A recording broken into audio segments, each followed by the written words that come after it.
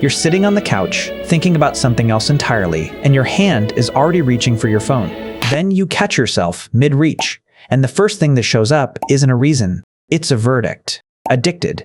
No self-control. Restless. Something's wrong with you. But you never actually decided to check it. There was no moment where you thought about it and picked yes. Your hand was already moving before that thought had time to show up. So why does your hand move before you've decided anything at all? The answer isn't a character flaw. It's that for most of human history, a hand that waited to ask permission before it moved was a hand that was already too slow. You live in a small band, moving across open grassland, and your eyes are always working, half-consciously, on everything around you. The grass is chest high in places, moving with the wind exactly the way it always does, except when it doesn't. Most of what you register never rises to a thought. A shape shifts at the tree line, and your body has already gone still, weight shifted, breath held, before you've had a single conscious idea of what it might be. By the time you'd know whether it's a lion or just wind moving through grass, you've already reacted as if it were a lion. The rustle could be nothing. It could be everything. Your body doesn't wait around to find out which. It moves as if it's everything every single time, because the cost of guessing wrong one way is a wasted half second, and the cost of guessing wrong the other way is your life. Reacting first and figuring out what it was second. That's what survival required. An animal that waited to be sure before it moved usually didn't get a second chance to be sure of anything again. It isn't only your eyes running ahead of you like this. It's your hands too. The exact strike that sparks a fire on the first try, not the fifth. The precise angle that actually lands a spear instead of glancing off. The specific motion for checking a trap without springing it early. The same 3 movements, in the same order, every single time. None of that gets redecided from scratch each time you do it. You've practiced it enough times that your body just runs it now, on its own the instant the moment calls for it. If you had to consciously think your way through every one of those motions, weigh each step, decide each angle, you'd burn through an entire day's worth of attention on tasks you'd already solved 100 times before, and you'd have nothing left over for the one thing in the grass that actually needed watching. 2 systems, 2 different jobs, built around the exact same principle. Skip the decision. One notices for you, before you're even aware there's anything to notice. One acts for you, the instant a familiar cue shows up, without waiting to be told. Together, they meant the parts of you that mattered most for staying alive never had to wait for your permission to move. That world is gone. You're not in the grass anymore. You're on a couch, in an office, on a sidewalk, surroundings built specifically to have nothing dangerous left in them. There's no shape at the tree line. Nothing is stalking you through anything. The cues that used to matter left a long time ago. The systems built to react to them didn't get the message. So why does your hand still move like that, fast, certain, unasked, for something that was never a threat at all? In 1963, the psychophysiologist Evgeny Sokolov at Moscow State University described a reflex present in nearly every animal with a nervous system worth the name, the orienting response, a fast, involuntary shift of attention toward anything new, sudden, or unpredictable in the environment.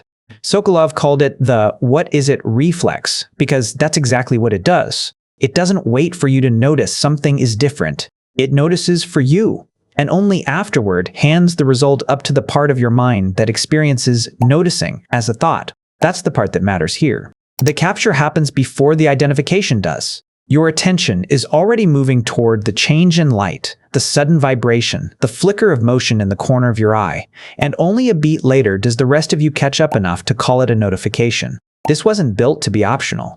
A system that waited for permission to notice a predator would have been a system that noticed it too late. So evolution didn't make noticing a choice. It made it a reflex, one that still fires today on anything sudden enough to qualify.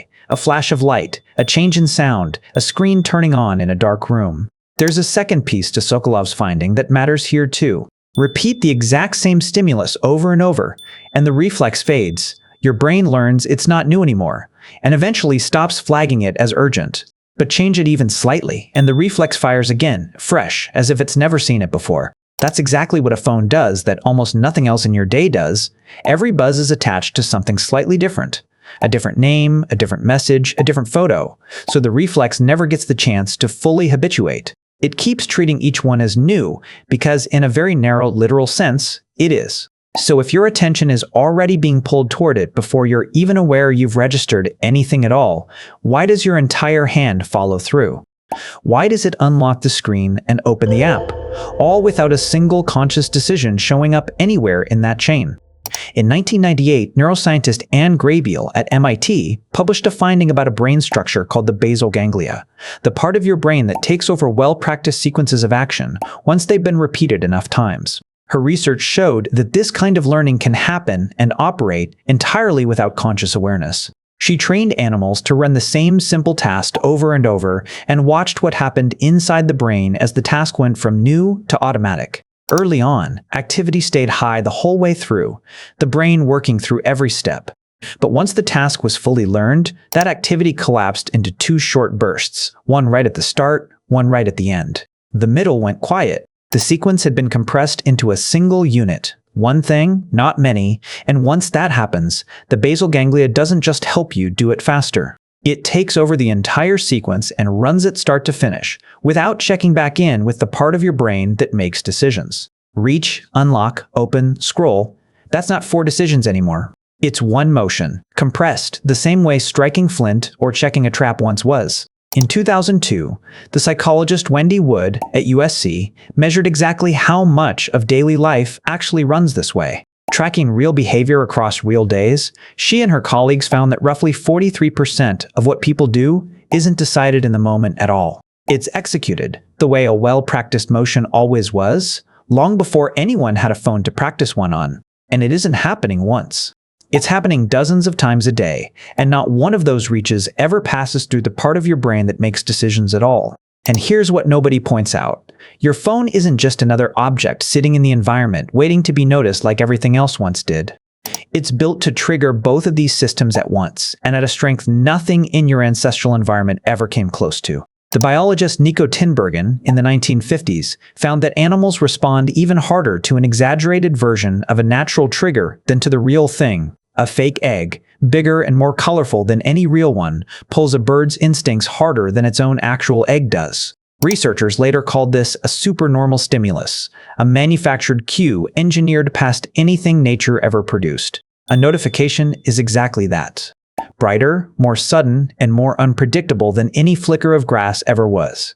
Tuned to grab the orienting reflex at full strength and rewarding enough, often enough, to keep the habit loop running itself. Two ancient systems, both doing their job perfectly, aimed at a target neither one was ever built to resist.